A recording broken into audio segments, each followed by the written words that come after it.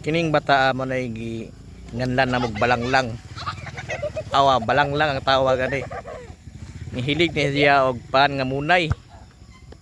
Nya igsuon niya to kana siya si balonglong. Kana si balonglong lupig na ni balanglang. Umanggiawan sila lupig ni si balonglong. Maigo kaya na. Nya kining bata amo nang gitawag og Yana. Agyang dagway ani liwat kay ni siyang lola Tianing. Ang kulang lang ani aom na lang aom.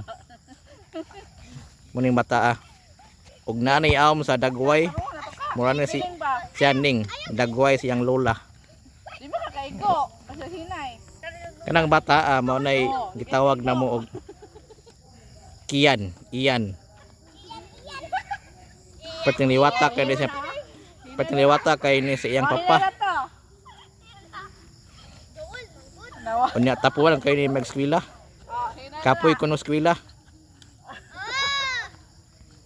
Ag iyang nung gipangandoy sa kinabuhi kay magbasak ra kuno. Di siya gusto mo eskwela.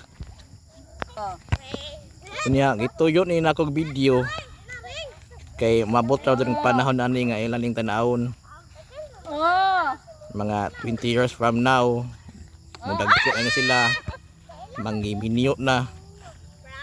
So mao ni ang gituyo para naalay mga handumanan ba. Ano nga bata kin sila kiat pa kin sila karon. Pero mabot raw din panahon nga kana manggibinyo na ni.